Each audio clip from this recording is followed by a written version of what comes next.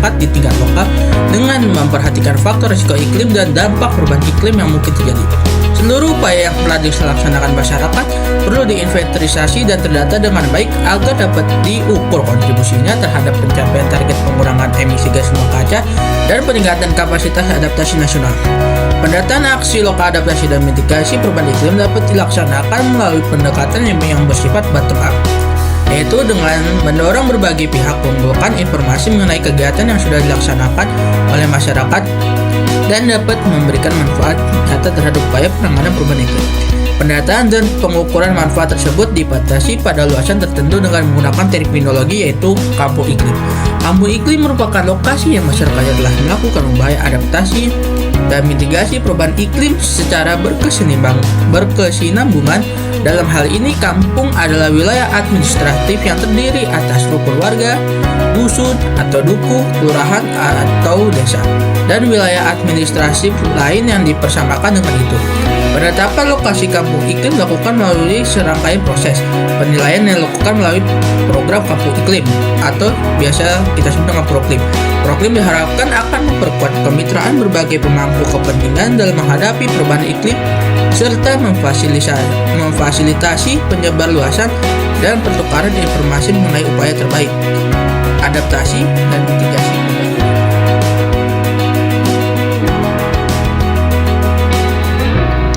Uraian kegiatan yang dapat dilaksanakan oleh masyarakat dalam kerangka program kampung iklim antara lain: yang pertama, pengendalian kekeringan, banjir, dan longsor berupa pemanenan air hujan, peresapan air, perlindungan dan pengelolaan mata air, dan juga penghematan penggunaan air.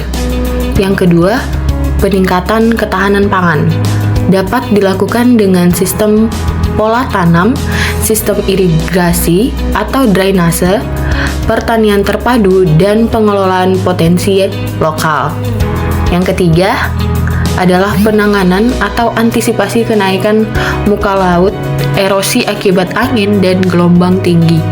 Dampak perubahan iklim di wilayah pesisir dapat diminimalkan dengan struktur pelindung alamiah, struktur perlindungan buatan, dan juga dengan relokasi.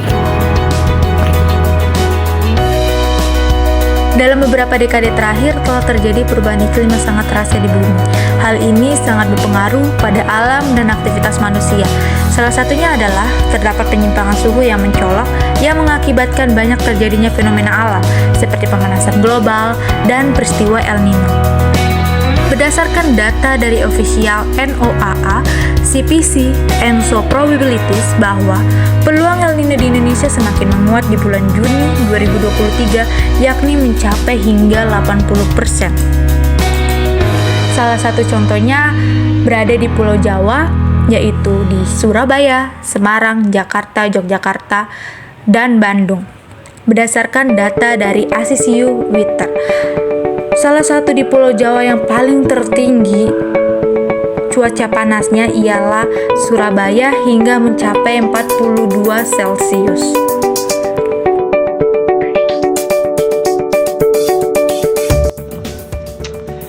Kekeringan merupakan kondisi kekurangan air di bawah normal baik berupa curah hujan, air tanah, dan debit sungai. Kekeringan merupakan bencana yang meluas di dunia dengan ciri khas frekuensi tinggi, cakupan luas, durasi lama, serta memiliki pengaruh yang parah. Kejadian iklim ekstrim yang menimbulkan bencana hidrometeorologi seperti banjir dan kekeringan di wilayah Indonesia dipengaruhi oleh kejadian ENSO atau El Nino Southern Oscillation.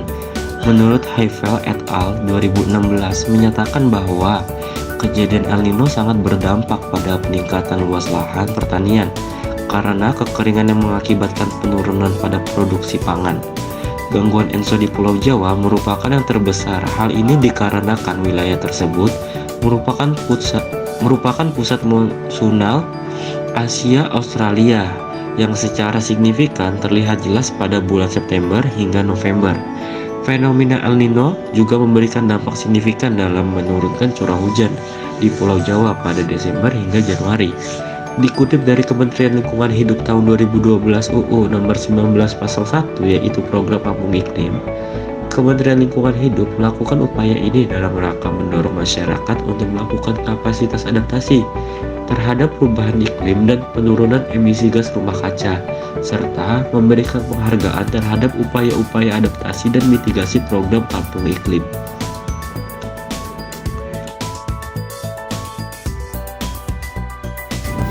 Poin selanjutnya ada rumusan masalah.